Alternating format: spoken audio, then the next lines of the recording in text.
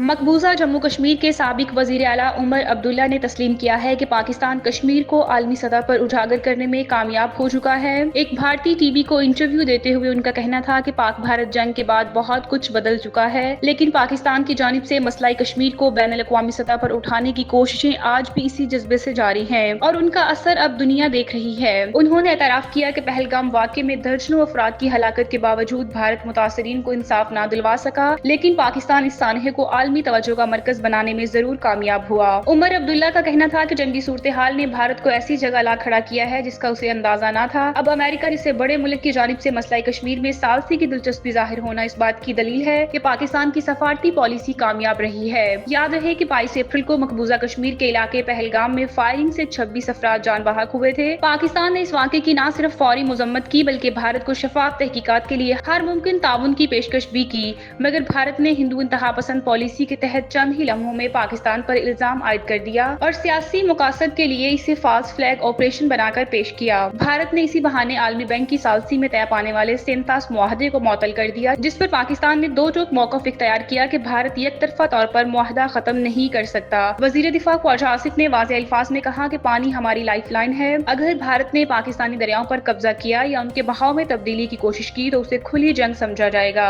भारत ने 6 और 7 मई को दरमियानी शब आजाद कश्मीर पाकिस्तान के मुख्तलिफ इलाकों में बमबारी की, जिसका पाक फौज ने जबरदस्त जवाब दिया और दुश्मन के 5 तैयारे तबाह कर दिए, जिनमें 3 राफेल तैयारे भी शामिल थे। इसके बाद भारत ने इसराइल साख्ता ड्रोन्स के जरिए रावलपिंडी में PSL को निशाना बनाने की कोशिश की, लेकिन पाकिस्तान ने हर महाज पर दुश्मन के अज़ाइम को नाकाम बना दिया। 9 और 10 मई की रात एक बार फिर भारत ने हमले की कोशिश की, तहम पाकिस्तानी शाहीनों ने JF-17 थंडर और J-10C तैयारों की मदद से भारतीय S-400 दिफाई निजाम समेत कई चेक पोस्टें और एयरफील्ड तबाह कर डाले। दुश्मन की ताबड़तोड़ शिकस्त के बाद भारत ने अमेरिका से सीज फायर की दरख्वास्त की, जिसके बाद मुख्तलिफ ममालिक की मदाखलत पर जंगबंदी अमल में आई और इसका बाकायदा ऐलान अमरीकी सदर डोनाल्ड ट्रंप ने सोशल मीडिया पर किया। ट्रंप ने बाद में एक और पैगाम में ऐलान किया कि वो पाकिस्तान और भारत के साथ मिलकर मसला कश्मीर के मुस्तकिल हल के लिए कोशिश करेंगे। ये पाकिस्तान की बड़ी सिफारती और अस्करी फतह है, जिसने एक बार फिर दुनिया को ये बावर कराया है कि कश्मीरियों के हक में आवाज उठाने वाला असल नुमाइंदा पाकिस्तान ही है और मसला कश्मीर को आलमी सतह पर जिंदा रखने में पाकिस्तान का किरदार नाकाबिले फरामोश है।